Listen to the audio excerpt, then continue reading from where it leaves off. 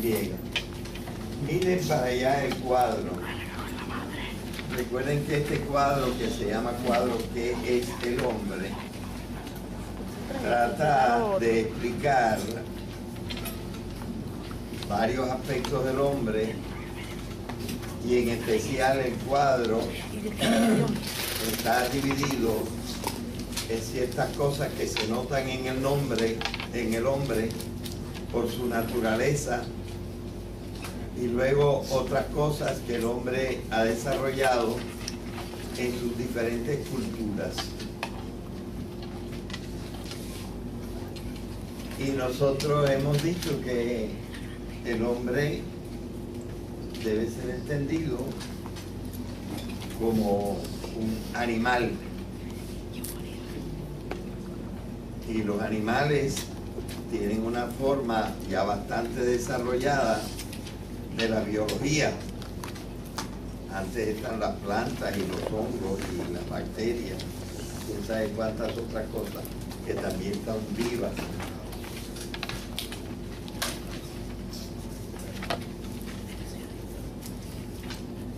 Pero este año, este semestre, nosotros estamos estudiando la parte del hombre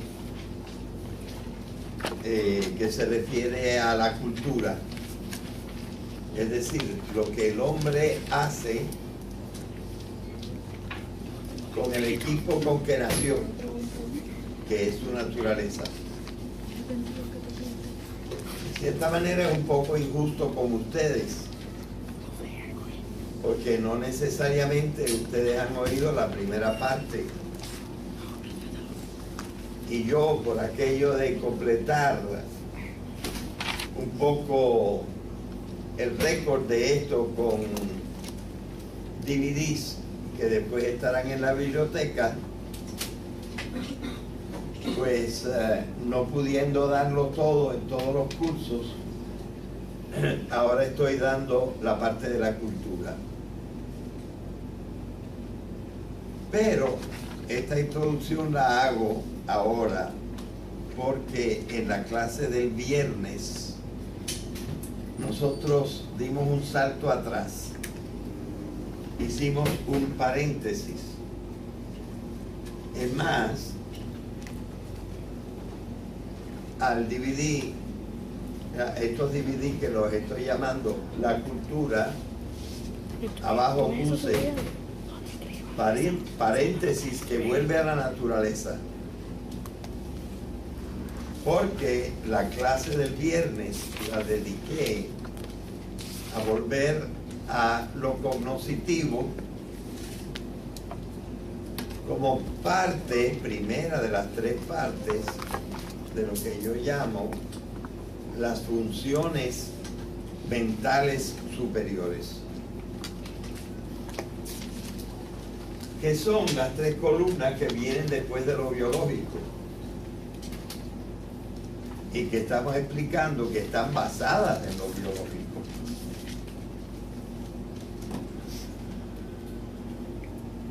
Entonces, lo que pasa es que la manera de hablar de estas cosas a través de los años va cambiando. Y hay una forma de explicar esta manera de vivir del hombre que conoce, que es libre y se puede decidir, y que tiene sentimientos que incluso lo impulsan a la poesía, a la compasión y a tantas cosas, van siendo explicadas en una forma un poco diferente.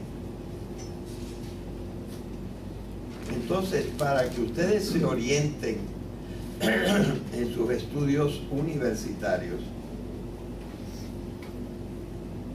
yo tengo que presentarles varias maneras de hablar de esto. Y en la clase del viernes me dediqué a hablarles un poco del concepto de alma.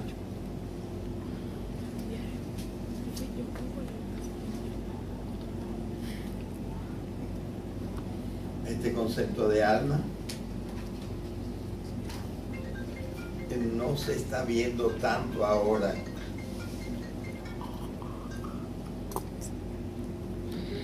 No se está viendo tanto ahora el concepto de alma.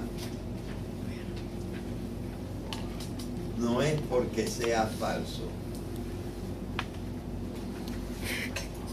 pero los hombres, los seres humanos, están usando nuevas formas. Y yo, por explicarlo de alguna manera, dije, ¿verdad? La frase que usé, me parece, fue esta: el alma no es una cosa. La usamos, ¿verdad? Esta palabra. El alma no es una cosa. Quizá alguno de ustedes ha retenido bien y me puede decir, y si el alma no es una cosa, ¿qué es?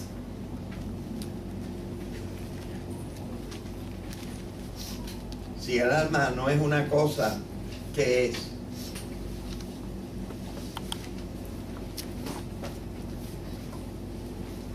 Esto lo deberían recordar del viernes.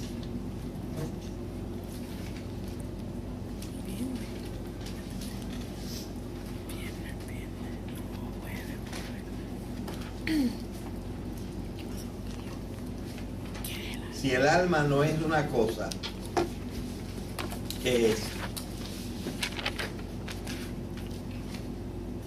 Voy a repetirlo entonces.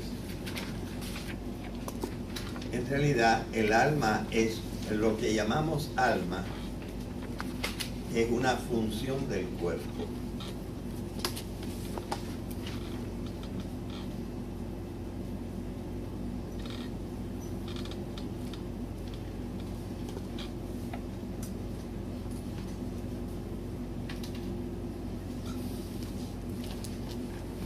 Y entonces podemos decir que esas tres columnas que hemos dedicado, apunta hacia allá, el azul, la naranjadita y la casi brown, no sé. Esas tres son las tres funciones mentales superiores que antes recibían el nombre del alma.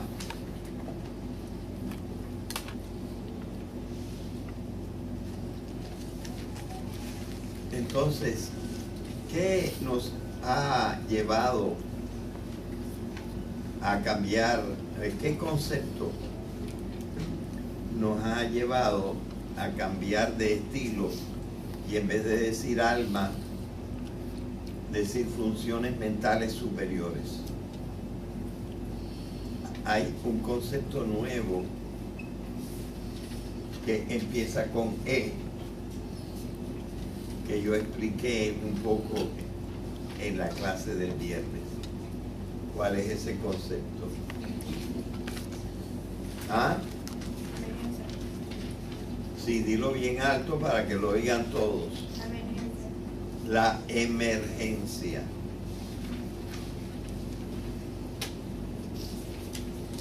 Yo creo que sería un poco fuerte, un poco ambicioso que yo les preguntara qué es la emergencia.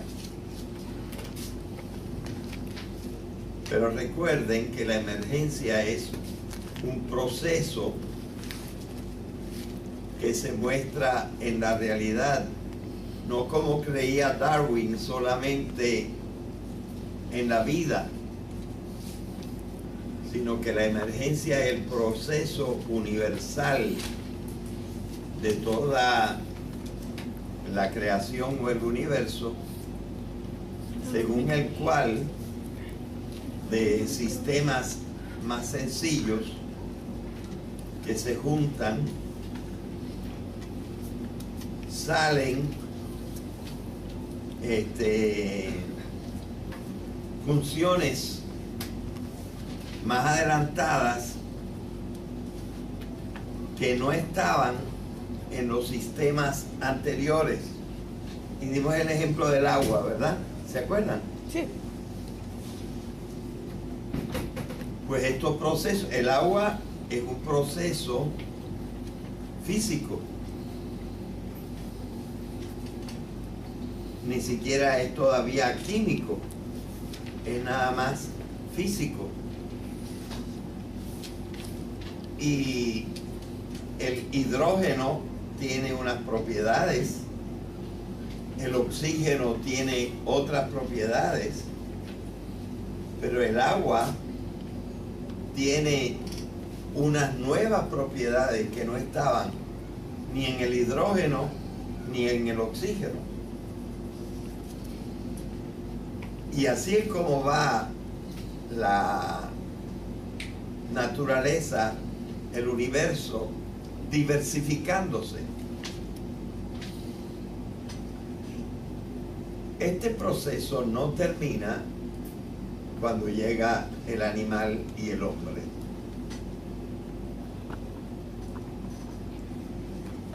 Y lo que se va complexificando es el sistema biológico del hombre.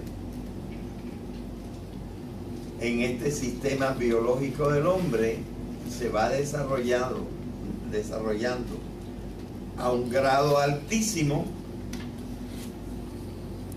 el sistema nervioso con su centro, el cerebro. Y entonces, de las facultades que tienen los animales superiores, los vertebrados, los mamíferos, emergen unas cualidades más refinadas, que es conocer mejor, poder actuar mejor, incluso con una cosa que se llama la libertad,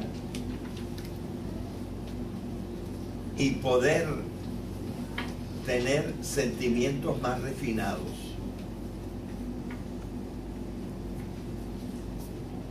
¿Verdad? Aquí hemos puesto un poquito aparte el lenguaje, pero debería meterse también la comunicación.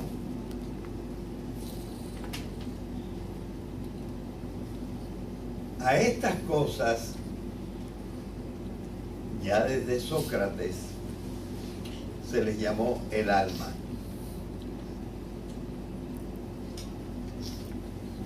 Pero esto llevó a una concepción que poco a poco se fue, yo diría, descomponiendo.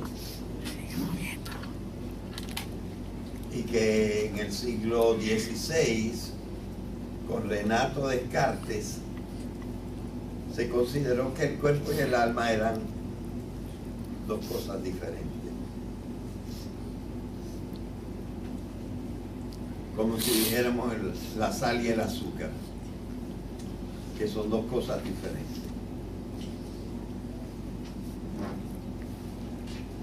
Claro que si nosotros tuviéramos tiempo, entonces hablaríamos más de qué quiere decir cosa. Antes la palabra cosa no se usaba para esto, y se usaba la palabra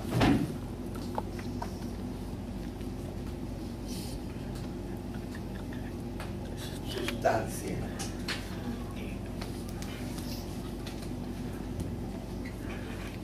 Esa es la palabra que usó Santo Tomás en el siglo XII, cuando dijo: el cuerpo y el alma no son dos sustancias que existen realmente, la palabra realmente que él usó era también otra palabra. Él dijo que existen en acto. En inglés la podemos decir body and soul are not two actually different substances.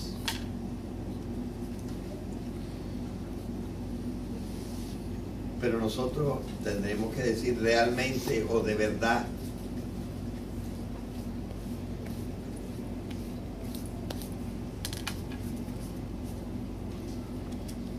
O sea que ya desde Santo Tomás y él basado en Aristóteles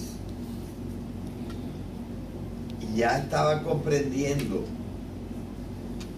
que alma es una manera de hablar para significar una cosa que sí existe, algo que sí existe, pero que no es una cosa, no es una sustancia, no es un ser concreto. El ser concreto es el hombre que es biológico. Pero esta biología ha evolucionado tanto por emergencia que ahora esta biología es capaz de pensar, de querer y de sentir en una forma superior.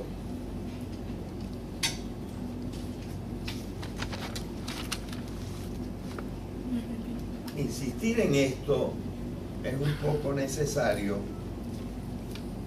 porque con todo su derecho y usando una metáfora, desde Sócrates y desde antes se hablaba del alma.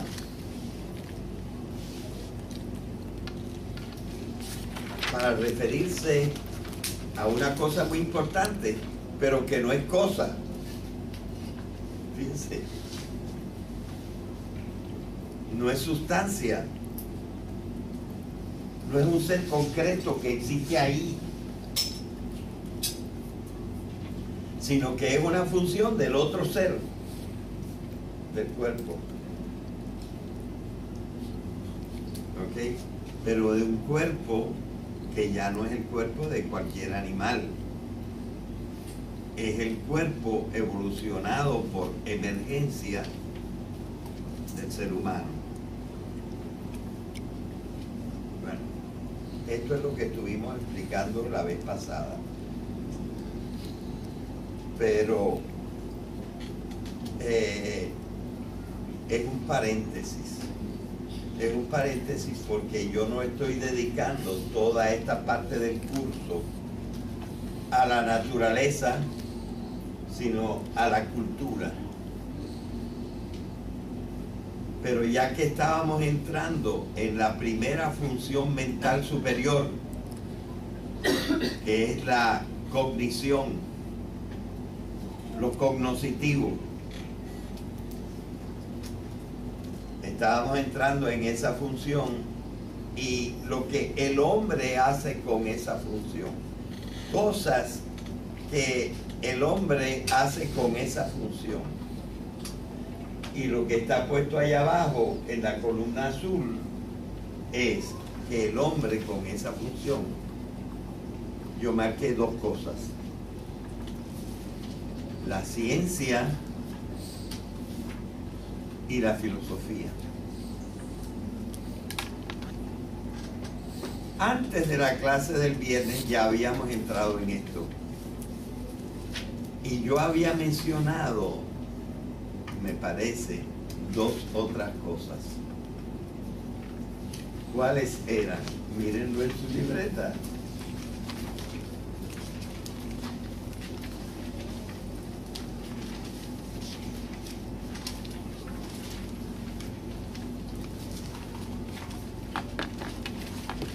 ¿Cuánto tiempo les lleva? ¿Alguien lo tiene apuntado? ¿Qué cosa? Yo había hablado de los saberes populares, ¿sí o no?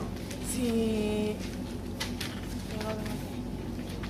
Y del esfuerzo que nosotros estamos haciendo ahora para no perder esos saberes populares, conservarlos, consignarlos por escrito para que no se olviden, porque ahí hay muchos valores en los saberes populares que no son la ciencia ni son la filosofía, pero que nos hace muchísima falta y que en parte estamos olvidando. Yo hablé de los saberes populares. Sí, dime. Usted había comentado que los saberes populares, cuando usted había dicho un ejemplo de que uno estudió algo así, de un barrio, algo así, que tanto los saberes populares que si esta hoja ayuda a curar esto. Exacto. Sí, hablamos de la cocina, de la medicina y de tantas otras cosas. Sí, y que incluso tuvimos aquí un congreso en el que vino alguien de Colombia a recordarnos esto de tratar de conservar los saberes populares. Eso es parte de la cultura y todos los pueblos la tienen.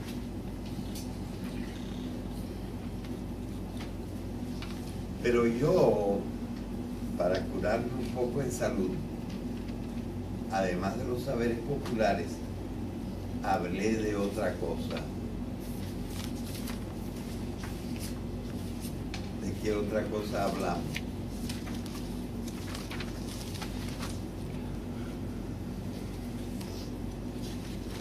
Pues hablé de la sabiduría de los pueblos. ¿Verdad que sí?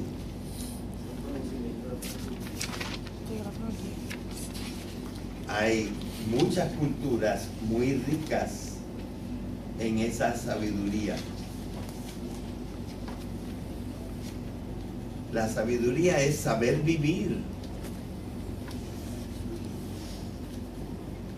Y en saber vivir, pues hay mucho de las relaciones humanas y cosas por el estilo. Pero también ciertas actitudes del cuerpo. Y todo eso del yoga y del zen y de otras cosas, pues son, además de ciertos saberes populares, son una forma de sabiduría, porque ese control que ganamos, por ejemplo, sobre la respiración, sobre la postura, inciden sobre lo que llamamos nuestro espíritu, y nos comportamos en una forma cada vez más distinta de los animales, gracias a esa sabiduría que los hombres han desarrollado a través de la historia, porque tienen la función cognoscitiva. Pero dije que eso lo hice para curarme en salud, porque yo quería recalcar que todos los pueblos han desarrollado su forma de sabiduría.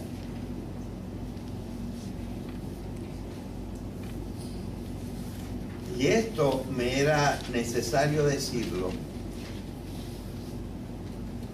porque sobre todo pudiéramos hacer esta observación. Lo que yo he llamado filosofía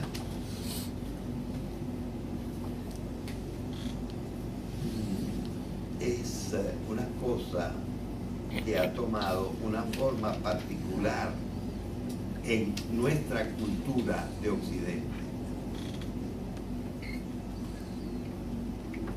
Entonces pudiéramos decir que la filosofía hasta cierto punto es una buena parte de la sabiduría en nuestra cultura.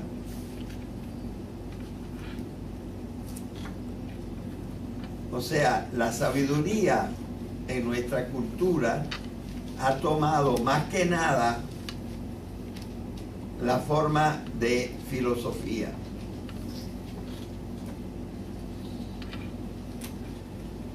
Pero se puede establecer una cierta diferencia entre sabiduría en general y filosofía. Quizá yo logre desarrollar esto en otra clase. Pero aquí quiero decir que esta forma especial de sabiduría que hemos desarrollado más en la cultura occidental, quizás que en otras culturas, es como más seca. Como que no alimenta tanto el corazón. A veces sí, pero muy a menudo no. Habla a esa parte seca de nuestra razón, pero no cabe duda que la ha hecho adelantar muchísimo. Y que le ha dado a la cultura occidental algunas de sus mejores excelencias. Cada cultura tiene su excelencia, pero yo creo que pudiéramos decir, y luego lo diremos más especializadamente, que la filosofía tiene algunos rasgos que han hecho que la cultura occidental sea lo que es, una cultura bastante notable.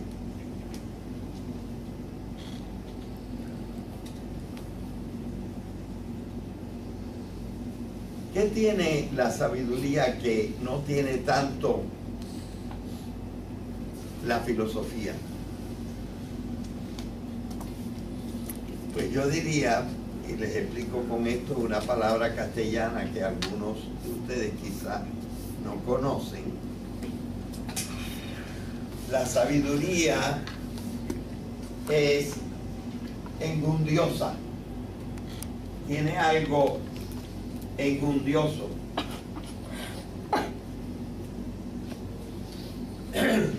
Pero esto me lleva a tener que explicar qué cosa es la enjundia.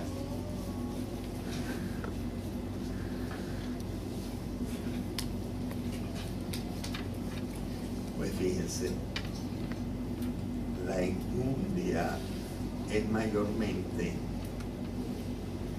la grasita de la carne. Esa carne que le dicen que tiene como, parece mármol, porque dentro de la parte roja hay unas fibras blancas, ¿verdad? Eso cuando tú lo pones en el horno o en el grill, eso le da un sabor. Cosa que ahora nosotros en parte evitamos, porque nos ponemos gordos. Pero la enjundia, por siglos, eso es lo mejor, lo más preciado de la alimentación. Cuando no había toda esa porción de especias y de cosas para darle más sabor a la comida. La sabiduría es enjundiosa, como el Porterhouse, el New York Steak, el ribeye, ¿verdad? Y hasta el churrasco, ¿verdad? La sabiduría, como que, usando esa metáfora, alimenta el alma. Y eso lo han tenido todos los pueblos.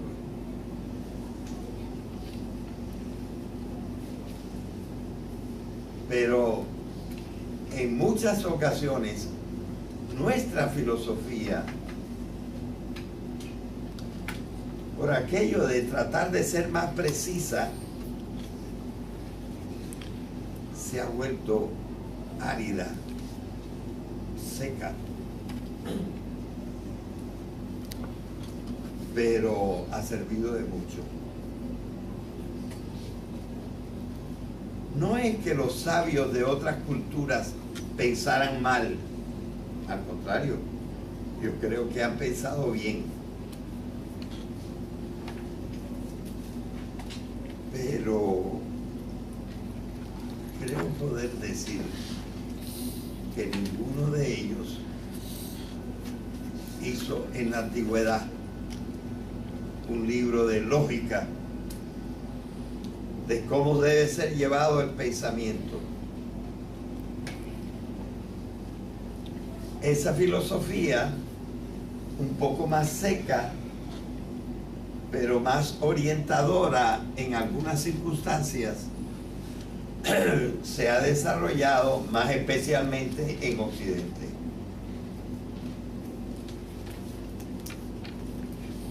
Tanto que se ha llegado a decir que la filosofía es como una enfermedad de Occidente.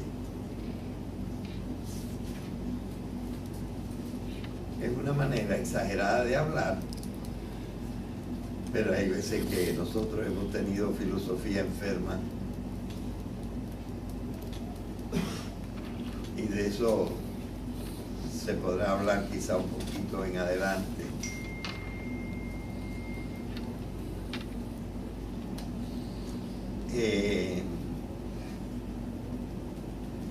Yo lo quería advertir porque a nosotros en la cultura occidental se nos acusa, y a veces con razón, de ser orgullosos, engreídos, que nos creemos mejores que los demás, o como dicen por ahí, creídos, muy creídos. Y a la verdad que también yo creo que en muchas circunstancias se puede decir que Occidente le ha hecho gran daño al mundo. Ahora está de moda quejarse de la cultura árabe, pero muchas otras culturas de quien se pueden quejar es de la cultura occidental. Así que a nosotros se nos acusa de engreídos. Y entonces, en nuestra cultura, alguna gente que no quiere ser llamada engreída ha reaccionado. Y una de las tendencias que se combaten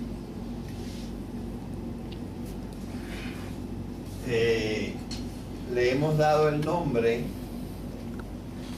de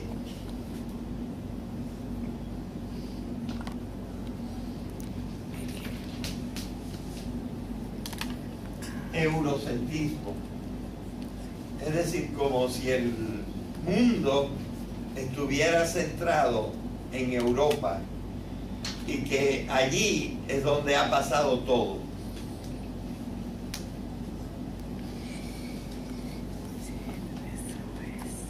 Y entonces, en algunos aspectos, casi todo el mundo peca un poco de eurocentrismo.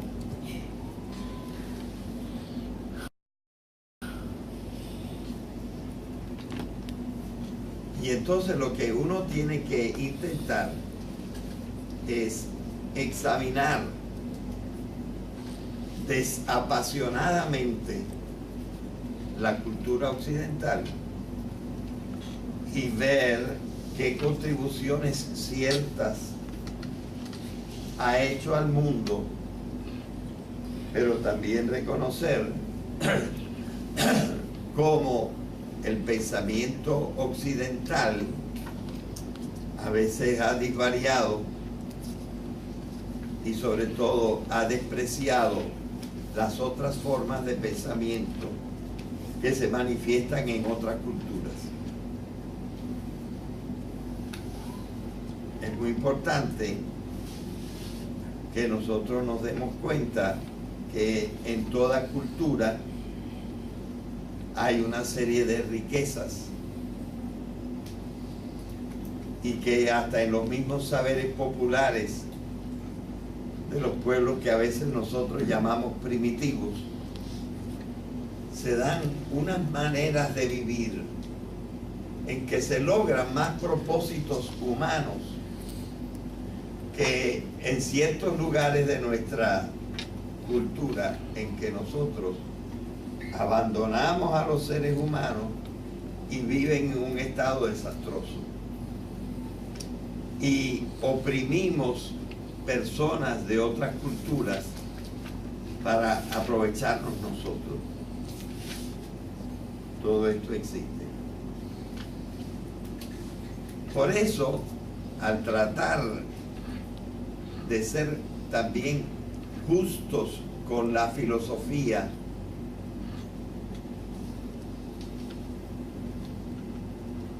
tenemos que decir que la filosofía occidental se ha desarrollado en una forma bastante especializada y que muchas cosas de nuestra filosofía que luego se han extendido por el mundo han ayudado mucho a la humanidad también.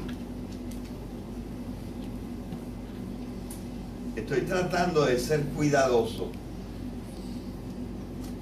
de no establecer una completa diferencia entre la sabiduría de los otros pueblos y la sabiduría nuestra.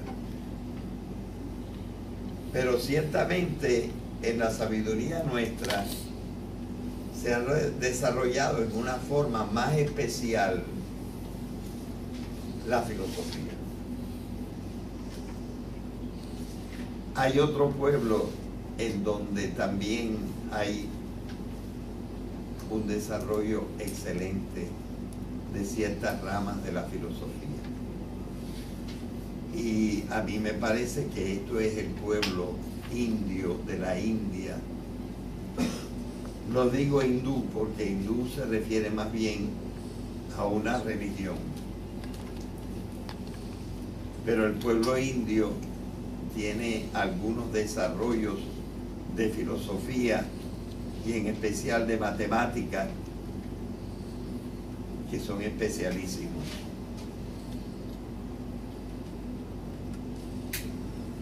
Igual que en la filosofía occidental. Por eso es que yo he hablado mayormente de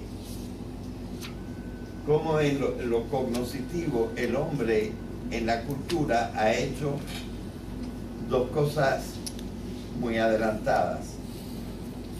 Una, la ciencia, y la otra, la filosofía. Pero ya antes hablé de la sabiduría popular y de la sabiduría de los sabios de todos los pueblos. Y ahora vamos a decir algunas cositas de la ciencia. La ciencia es una forma de sistematizar el pensamiento. Y particularmente una forma de sistematizar el pensamiento sobre la naturaleza. Pero lo que pasa es que la naturaleza es prácticamente todo.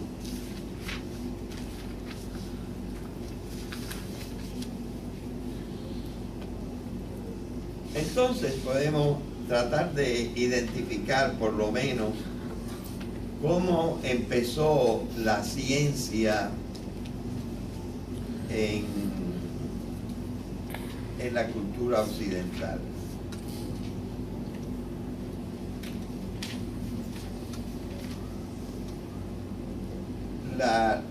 La ciencia en la cultura occidental no se podía al principio distinguir mucho de la filosofía. A través de la historia ha sucedido esto, que la ciencia y la filosofía al principio estaban juntas. Poco a poco se separaron y ha habido momentos en que se acercan y momentos en que se separan la ciencia y la filosofía.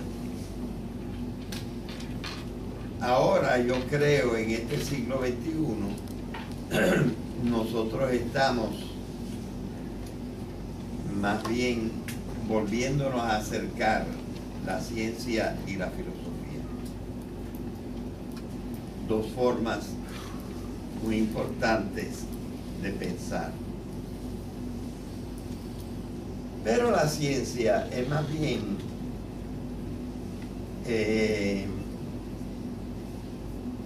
la sistematización del estudio de la naturaleza,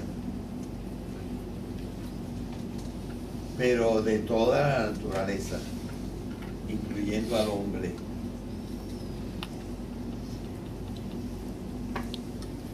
Y podemos dar el siglo III antes de Jesucristo como un momento en que la ciencia se desarrolló ampliamente. Gracias sobre todo a uno que también era filósofo y que se llamó Aristóteles.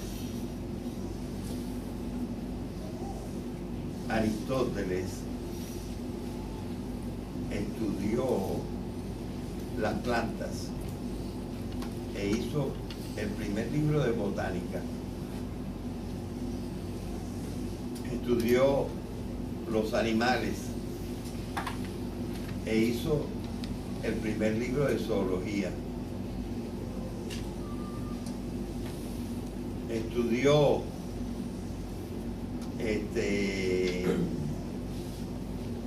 el alma e hizo el primer libro de psicología. Estudió los astros. Ahí no hizo el primero porque ya había habido otros que habían hecho libros sobre los astros, pero hizo libros sobre los astros. O sea que, aunque después hizo libros de filosofía, también hizo libros de ciencia. Él había sido el maestro del que después fue uno de los más grandes emperadores que ha habido en el mundo, que se llamó Alejandro Magno, que conquistó la mitad de Asia. Pues Alejandro Magno, desde los diferentes lugares que conquistaba, le mandaba a Aristóteles especímenes de hierbas, hojas de arbolitos que no se conocían en Grecia, para que él los estudiara y viera las diferencias y sacara sus conclusiones. Y también le mandaba animalitos disecados para que viera cómo se había desarrollado la vida animal en otras partes. Y él como que sistematizó esto y sacó conclusiones acerca de la vida.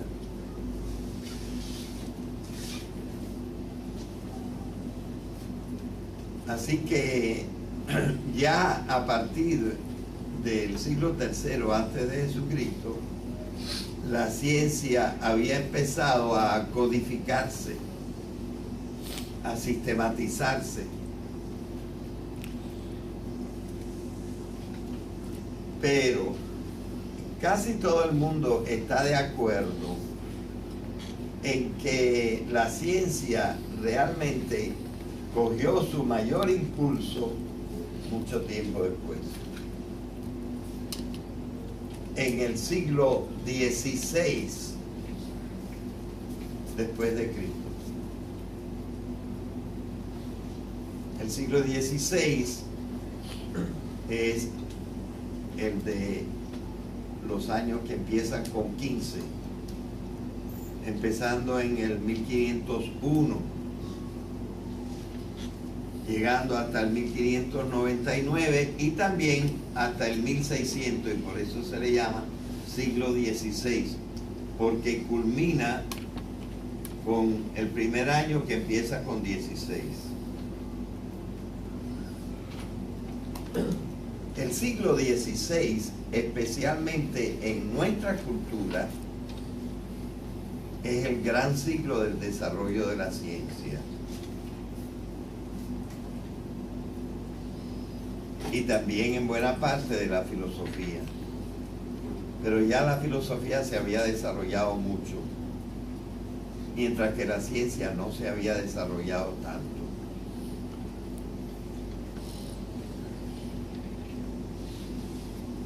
Y por eso el siglo XVI después de Cristo es un siglo muy importante en la historia.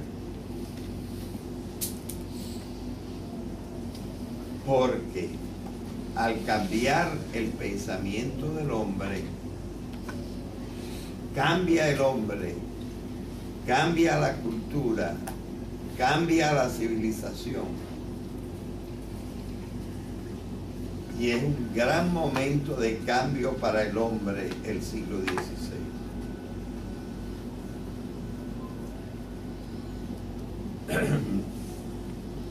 Así que lo que yo quiero señalar es que aunque todos los pueblos luego, antes o después, han participado en la ciencia y en la sabiduría que en Occidente toma la forma de filosofía, aunque todos los pueblos lo han hecho, la cultura que nosotros vamos a estudiar más especialmente tiene un periodo muy fuerte en el siglo III antes de Jesucristo, y ahora estamos señalando el siglo XVI después de Jesucristo. Vamos a dejarlo ahí. Lo que pasa es que la manera de hablar de estas cosas a través de los años va cambiando. Y hay una forma de explicar esta manera de vivir del hombre que conoce, que es libre y se puede decidir, y que tiene sentimientos que incluso lo impulsan a la poesía, a la compasión y a tantas cosas, van siendo explicadas en una forma un poco diferente. Entonces, para que ustedes se orienten en sus estudios universitarios, yo tengo que presentarles varias maneras de hablar de esto. Y en la clase del viernes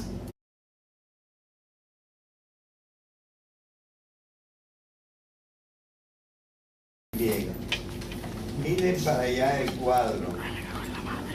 Recuerden que este cuadro, que se llama cuadro ¿Qué es el hombre?, trata de explicar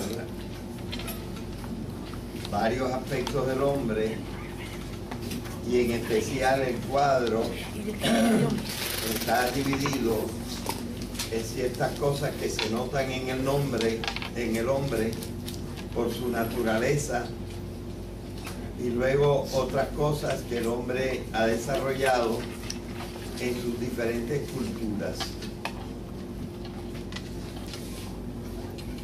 Y nosotros hemos dicho que el hombre debe ser entendido como un animal.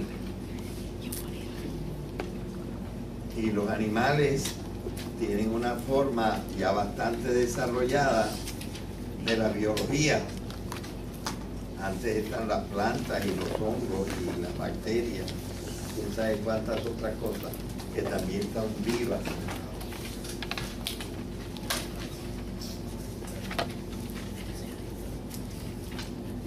Pero este año, este semestre, nosotros estamos estudiando la parte del hombre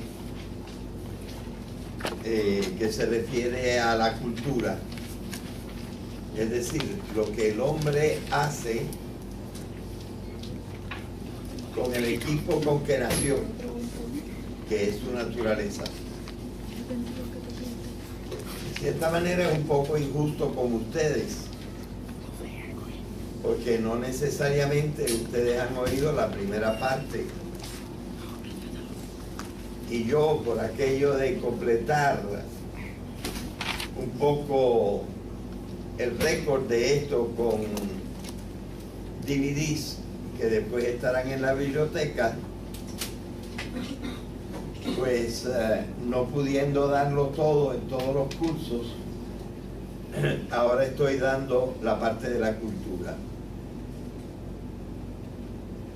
Pero esta introducción la hago ahora porque en la clase del viernes nosotros dimos un salto atrás, hicimos un paréntesis.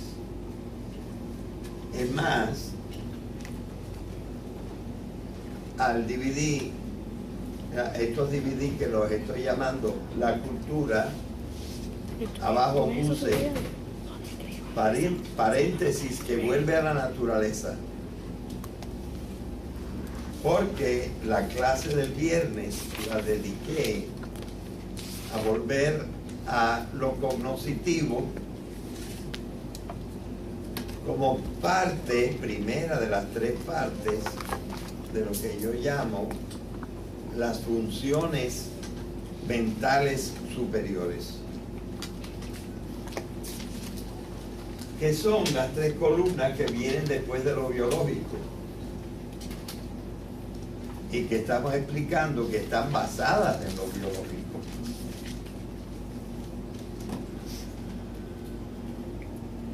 Entonces, me dediqué a hablarles un poco del concepto de alma.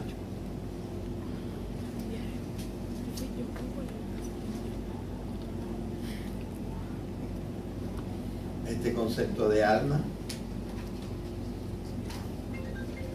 no se está viendo tanto ahora.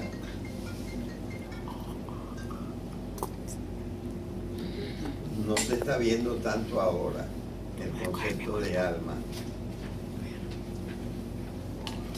No es porque sea falso, pero los hombres, los seres humanos, están usando nuevas formas. Y yo, por explicarlo de alguna manera, dije, ¿verdad? La frase que usé, me parece, fue esta: el alma no es una cosa. La usamos, ¿verdad? Esta palabra.